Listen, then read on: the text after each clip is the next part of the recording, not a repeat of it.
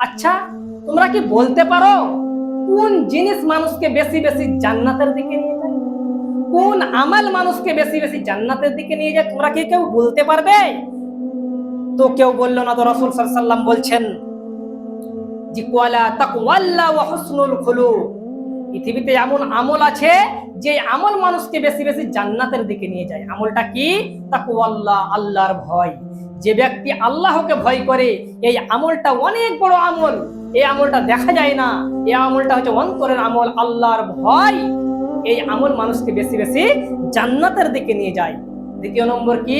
হুসনুল খুলুক, উত্তম চরিত্র, ভালো চরিত্র। এই আমলটাও মানুষকে বেশি বেশি জান্নাতের দিকে নিয়ে যায়। উত্তম চরিত্র আমাদেরকে রাখতে হবে। আমাদের আমাদের আইডল হবে মুহাম্মদ সাল্লাল্লাহু আলাইহি সাল্লাম। এই মুহাম্মদ সাল্লাল্লাহু আলাইহি সাল্লামের ব্যাপারে আল্লাহ রাব্বুল আলামিন সূরা কলমের মধ্যে বলছেন, ওয়া ইন্নাকা লাআলা খুলুকিন আযীম। হে নবী, আপনি হলেন উত্তম চরিত্রের অধিকারী, আপনি হলেন সবথেকে মর্যাদাবান ব্যক্তি, আপনি হলেন চরিত্রের দিকে এক নম্বর। তো আমাদেরকেও আদর্শ মেনে নিতে হবে। কাকে? মুহাম্মদ সাল্লাল্লাহু আলাইহি সাল্লামকে আমাদের আদর্শ মেনে নিতে হবে। মুহাম্মদ সাল্লাল্লাহু আলাইহি সাল্লামের মতো আমাদেরকে জীবনযাপন করতে হবে। আমাদের আইডল ভেবে নিতে হবে মুহাম্মদ সাল্লাল্লাহু আলাইহি সাল্লাম। কিন্তু বর্তমান সময়ে আজকে আমাদের যুব সমাজ, তারা নিজেদের আইডল কাকে মনে করছে? মেসিকে মনে করছে, রোনাল্ডোকে মনে করছে, এমএস ধোনি, বিরাট কোহলি, এই যে বড় বড় ক্রিকেটার, ফুটবলার আছে, এদেরকে নিজেদের আইডল মনে করছে, এদেরকে নিজেদের লোক মনে করছে, এদের মতন চুল কাটছে। কিছুদিন আগে বাংলাদেশের মধ্যে একটা ভাইরাল হয়েছিল যে একজন ব্যক্তি বলছে যে মেসি হলো আমার আব্বা। নিজের আব্বার পরিচয় বাদ দিয়ে কোথাকারকে ইহুদি, খ্রিস্টান, মেসি, ওদেরকে নিজের পরিচয় দিচ্ছে, বলছে ইনিয়া হলো আমার আব্বা। আবার কেউ বলছে মেসির সঙ্গে আমি জাহান্নামে যেতে রাজি। সে কি জানে জাহান্নাম কত কঠিন? সে তো জানে না। যদি সে জানতো তাহলে সে অবশ্যই অবশ্যই ফিরে আসতো। কিন্তু তারা জানা উচিত, তাকে মেনে নেওয়া উচিত মুহাম্মদ সাল্লাল্লাহু আলাইহি সাল্লামকে। তারা কোথাকার কে মেসি, রোনাল্ডো, এদেরকে আইডল হিসাবে নিয়েছে। সেই দিন কিয়ামতের দিনে আফসোস করবে আর বলবে, ইয়া ওয়াইলাতা লাইতানি লাম আত্তাকিজ ফুলানান খলিলা। হাই আফসোস, হাই দুর্ভোগ আমার, আমরা যদি সেদিন তাদেরকে বন্ধুরূপে গ্রহণ না করতাম তাহলে কত ভালো হতো। আজকে তাদেরকে আমরা আইডল মনে করছি, তাদের মতন চুল কাটছি, তাদের মতন পোশাক আশাক করছি। তারা যে ইহুদি, তারা যে খ্রিস্টান, তারা যে মুসলিম বিদ্বেষী মানুষ, এদেরকে কেন আমরা আইডল মনে করলাম? এদেরকে কেন আমাদের নেতা মনে করলাম? আমরা সেই দিন বুঝতে পারবো, যেই দিন আল্লাহ রাব্বুল আলামিন আমাদেরকে পাকড়াও করবে, ধরে নেবে, আর ওদের সঙ্গে আমাদেরকে যেদিন জাহান্নামে ভরে দেবে, সেই দিন বুঝতে পারবো। অতএব আমাদের আইডল হবে মুহাম্মদ সাল্লাল্লাহু আলাইহি সাল্লাম। আমাদের তাকেই মেনে নিতে হবে এবং তার আদর্শ অনুসরণ করে আমাদেরকে জীবনযাপন করতে হবে। তাহলেই আমরা সফল হতে পারবো, নচেত আমাদের সফল হওয়া কোনো মতেই সম্ভব নয়। বলছিলাম যে জান্নাত যাওয়ার জন্য কোন আমল মানুষকে বেশি বেশি জান্নাতের দিকে নিয়ে যায়? এক, আল্লাহর ভয়। দ্বিতীয়, হুসনুল খুলুক, উত্তম চরিত্র, ভালো চরিত্র আমাদেরকে করতে হবে। এই চরিত্রের একটা উদাহরণ দিলে বুঝতে পারবেন চরিত্রটা কি। একজন মানুষ 30 বছর 40 বছর কোনো খারাপ কাজ করেনি, ভালো কাজ করেছে, কিন্তু তার দ্বারাই যখন একটা দুইটা খারাপ কাজ হয়ে যাবে, তখন মানুষ তাকে আর ভালো বলবে না, তাকে সে খারাপ মানুষই বলবে। মানে তাকে মানুষ আর দেখতে পারবে না, তার চরিত্র ওইখানে শেষ। তার জন্য সাবধান, আপনি যে আমলগুলো করছেন দেখবেন সেটা আল্লাহ রাসূল বলেছেন কিনা, এইভাবে আপনাকে জীবনযাপন করতে হবে, নচেত আপনার চরিত্র শেষ হয়ে যাবে। চরিত্রের উদাহরণ কেমন?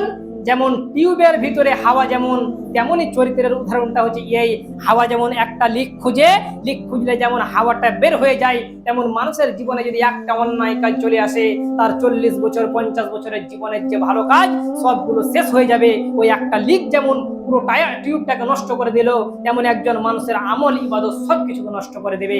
তাই বলছিলাম আমাদেরকে উত্তম চরিত্র বানাতে হবে, ভালো চরিত্র আমাদেরকে নিতে হবে, তাহলে আমরা সফল হতে পারবো, নচেত আমরা সফল হতে পারবো না। হাদিসের দ্বিতীয় ভাষা, আল্লাহর নবী বলছেন, আতাদরুনা মা আকতারু মা ইউদখিলুন নাসাল নার। আচ্ছা, তোমরা কি বলতে পারো কোন জিনিস মানুষকে বেশি বেশি জাহান্নামের দিকে নিয়ে যায়? পৃথিবীতে এমন কি আমল আছে, তোমরা কি বলতে পারবে কোন জিনিস মানুষকে বেশি বেশি জাহান্নামের দিকে নিয়ে যায়? তো আল্লাহ রাসূল বলছেন, ওয়ালা ফামুন ওয়া ফারজুন। কি? এক হচ্ছে মুখ, যে মুখ দিয়ে আমরা কথা বলছি, এই মুখ, এবং লজ্জা স্থান। বিশ্বনবী বলছেন, কেউ যদি এই দুইটা জিনিসের গ্যারান্টি দিতে পারে তাহলে সেই ব্যক্তিকে জান্নাত নিয়ে যাওয়ার দায়িত্ব হচ্ছে আমার। এই মুখ দিয়ে কি হয়, অনেক ধরনের পাপ হয়, পরনিন্দা হয়, পরচর্চা হয়, গীবত হয়, অশ্লীল কথাবার্তা হয়, গালিগালাজ হয়, এই যে অনেক ধরনের পাপ হয় এই মুখ দিয়ে। তাই এই মুখকে আমাদেরকে কন্ট্রোল করতে হবে। যদি আমরা কথা বলি, কোনো মানুষের সঙ্গে কথা বলি, তো ভালো কথা বলবো না, চুপ থাকবো, কিন্তু খারাপ কথা মানুষের সঙ্গে বলবো না, কোনো মানুষের বিপদ করবো না, কোনো মানুষের পরনিন্দা পরিচর্যা করবো না। তবুও মানে ঠিক আছে, কিন্তু খারাপ কথা আমরা বলবো না, বললে ভালো বলবো, নচেত চুপ থাকবো। আর দ্বিতীয় নম্বর হচ্ছে লজ্জা স্থান। এই লজ্জা স্থানকে হেফাজত করতে হবে। এই লজ্জা স্থান দিয়ে আমাদের জেনার মতো পাপ হয়, এই জেনা থেকে আমাদেরকে ফিরে আসতে হবে। জেনা খুব খারাপ পাপ। আল্লাহ রাব্বুল আলামিন জেনার ব্যাপারে বলছেন, ওয়ালা তাকরাবুজ জিনা ইন্নাহু কানা ফাহিশাতাও ওয়া সাআ সাবিলা। তোমরা জেনার মতো অন্যায় পাপ থেকে ফিরে আসো, কেননা এটা হচ্ছে নিকৃষ্ট খারাপ পথ। এই পথ থেকে আমাদেরকে ফিরে আসতে হবে। জেনা একটা খারাপ জিনিস, এই জেনা থেকে আমাদেরকে ফিরে আসতে হবে। বলছিলাম যে আল্লাহর ভয়, আল্লাহকে ভয় করে আমাদেরকে জীবন যাপন করতে হবে। বিশ্বনবী বলছেন যে সেই কঠিন কিয়ামতের দিন, যেই দিন কোনো ছায়া থাকবে না, যেই দিন সমস্ত মানুষ নাফসি নাফসি করবে, যে আমার কি হয়, আমার কি হয়, এই নিয়ে সমস্ত মানুষ চিন্তায় থাকবে। সেই দিন 7 শ্রেণীর ব্যক্তিকে আল্লাহ রাব্বুল আলামিন বিশেষ ছায়া মানে আরশের ছায়ার তলে স্থান দিবে। তার মধ্যে এক শ্রেণীর ব্যক্তি হচ্ছে এই ওয়ারাজুলুন যাকারাল্লাহু খালিয়ান ফাফাযাত আইনু। ওই ব্যক্তিকে আল্লাহ রাব্বুল আলামিন সেই কঠিন বিচারের দিনে আরশের নিচে ছায়া দিবে। কোন ব্যক্তি? যেই ব্যক্তি আল্লাহর ভয়ে ক্রন্দন করে, যে ব্যক্তি আল্লাহর ভয়ে চোখ দিয়ে 2 ফোঁটা অশ্রু ঝরবে যখন, তখন ওই ব্যক্তিকে আরশের নিচে আল্লাহ রাব্বুল আলামিন ওই কঠিন কিয়ামতের দিনে স্থান দেবে। আল্লাহর ভয়ে ক্রন্দন করা খুবই কঠিন, আমাদের চোখ দিয়ে পানি পড়া খুবই কঠিন।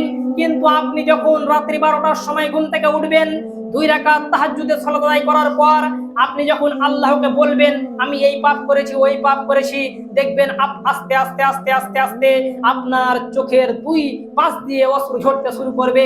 তখন আপনি জেনে নেন জাহান্নামের আগুন ওই চোখের 2 ফোঁটা জলে জাহান্নামের আগুনকে নিভিয়ে দিতে পারবে। এই 2 ফোঁটা চোখের জলের এত পাওয়ার, এত ক্ষমতা আমি আপনাকে কি দিয়ে বোঝাই? যখন আপনার দিলে আল্লাহর ভয় থাকবে, তখন দেখবেন আপনার চোখ দিয়ে অটোমেটিক চোখ দিয়ে পানি চলে আসবে, তখন আপনি ক্রন্দন করতে পারবেন। আর আরশের নিচে ছায়া পাবে ওই ব্যক্তি, যে ব্যক্তি আল্লাহর ভয়ে ক্রন্দন করে। বলছিলাম যে আল্লাহর ভয় এই সম্বন্ধে কথা বললে অনেক কথা বলা হবে, এইখান থেকে আমি আমার বক্তব্য শেষ করব।